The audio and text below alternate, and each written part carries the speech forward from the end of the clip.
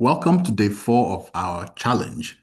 Today, our focus will be on nominal and ordinal logistic regression. Now, for us to make sense of this, let's first understand what the words nominal and ordinal means. The best way to understand the context is to look at other words that also contain the root words associated with nominal. And so we'll start with the word name. If you fill some forms, let's say on an airline, most times you see your name translated in, for example, French as nom. So you see again the relationship there, name and nominal being related. You also see things like nominate. When you nominate somebody, you drop a name. Again, that relationship with the word name. Nominee is somebody whose name has been dropped for something. Nominal, you hear somebody say disparagingly, oh, that person is just a nominal Christian. Again, it means they are a Christian only in name, or they are a religious person only in name. And then nomenclature simply has to do with names as well. So all of these things reinforce the idea that nominal has to do with names and names only. Now let's move on to ordinal and let's see the difference. Here are some words that contain ordinal. Let's start with subordinate. Subordinate means somebody who is lower in rank. So immediately we begin to associate ordinality with rank. Also, coordinate. We are coordinating because we want there to be order in what we're doing. So a coordinator ensures there is order. Ordination means that we are anointing somebody or appointing them to a higher rank. And then, of course, the word order, and maybe not so intuitive, but the word ordinary. Ordinary means that there is a baseline, that the issue we're discussing is just the normal or the average, which implies that there is something maybe below it or something higher to it. But from these words alone, we'll begin to understand that ordinal has to do with order or ranking. And that is very true. So when we're analyzing categorical data, we need to determine whether the variables are ordinal, which means that there is an inherent ordering in them, or they are nominal, which means that there is no inherent ordering. So take the variable, for example, gender. If I have gender as male, female, and maybe other, there's no inherent ordering in those groups. Or let's say race, ethnicity, white, black, Asian. We see there's no inherent ordering in those groups. And so that means that those variables will be classified as nominal. However, if we had a variable that had inherent ordering, let's say your socioeconomic status, middle class, lower class, and upper class. In that case, there is inherent ordering in those categories, and so we'll call them ordinal. This matters because the way we analyze those variables differs. So today we're going to jump to see how we use nominal regression to analyze nominal variables and ordinal regression to analyze variables that are ordinal. Now, you might also come across the word multinomial. That's just another name for nominal logistic regression. So let's jump into the chi-square platform and let's see how we can analyze our data for both nominal and ordinal variables. We'll go to estimate. We're going to use the data from yesterday. We will go to regression. And first of all, let's do nominal, which is also called multinomial. You can see the word nom here. So multinomial is the same thing as nominal logistic regression. We select that and we select our outcome. For this case study, we're looking at the relationship between exercise levels and BMI. So our exposure is exercise and our outcome is BMI. As you can see here, our BMI is in categories. If we visualize it, we can see that it has 4 categories: underweight, normal weight, overweight, and obese. So we're going to analyze those as nominal categories. So we select our outcome here as BMI categories. That is the outcome of interest. Now, for nominal logistic regression, when you select the outcome, one of the things you must select is the reference group for that outcome. So in other words, each of the other categories will be assessed relative to that outcome.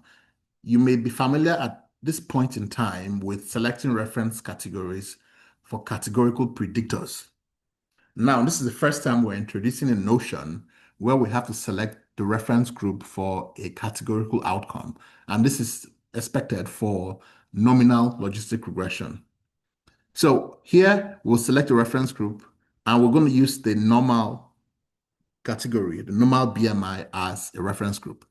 There are many things that go into selecting a reference group. Sometimes it's most intuitive to use a normal group as the reference. So, and in this case, the platform automatically selected that group because it has the largest sample size of all 4 categories.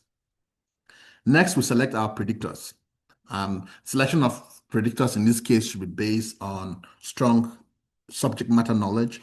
But in this case, I'm just going to select some variables here. I'll start with my exercise variable, which is our primary exposure or predictor variable.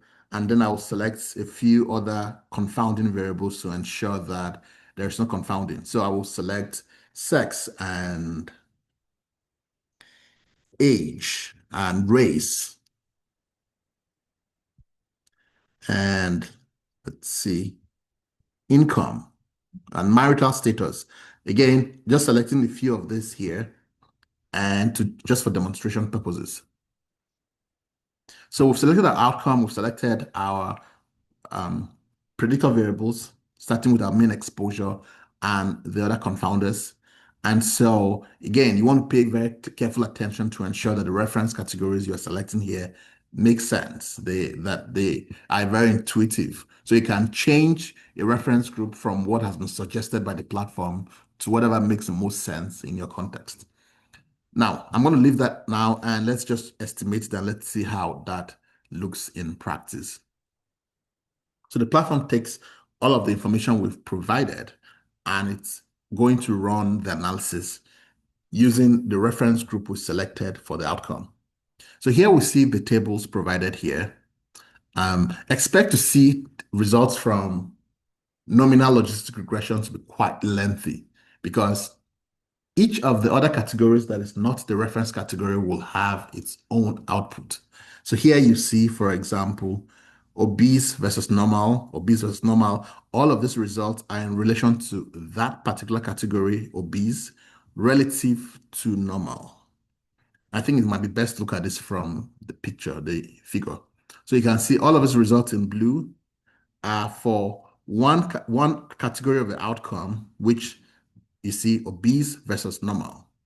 And then you have the next category of the outcome, which is the ones in red, and those are overweight versus normal. And then you have the last category, which is underweight versus normal. In this case, we have 4 categories for that outcome. And so you'll have 3 sets of results, all benchmarked against the reference category. So you can also see the result. The platform writes out the results for you as well automatically. And you have the metadata here telling you the full sample, the analyzed sample, and number of complete cases. You also have indicators for model fit. For example, the AIC. The AIC always means less is better when we are trying to compare models, even those that are not nested. Now, let's redo this analysis. Now, in this case, we want to run the exact same research question, but this time around, we want to use an ordinal logistic regression, not nominal. So we'll again come to estimate, we'll come to regression analysis. We'll select ordinal. And again, we're going to use the exact same outcome, which is the BMI categories. Now, for ordinal, something special has to happen. We need to sort the categories of the outcome.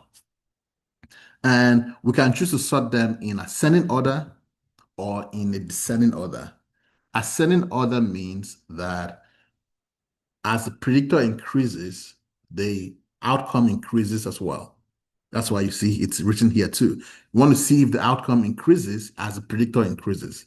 Descending means you want to see if the outcome decreases as the predictor increases. it's most intuitive to present results as ascending unless there is some strong rationale for presenting it otherwise. So we must do not forget to sort this. This is extremely important. Don't just move on without sorting this. The instruction here says that sort so that with ascending option selected, the biggest, strongest, or most intense is at the bottom, and the smallest is at the top. So in this case, the biggest or the strongest is obese category. So we can drag such that this is at the bottom, bring obese down. So you can either use the drag and drop or you use the arrows to the right-hand side to make your selection.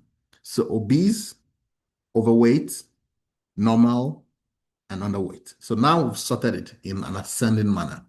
Now you might be wondering, how is this ascending? Well, it's ascending because remember when we write this out in the vector, it's going to be underweight first. From top to bottom, we're going to write it out in a left to right fashion. So it's going to be underweight, then normal, then overweight, then obese. So you can see that in that context, it is ascending.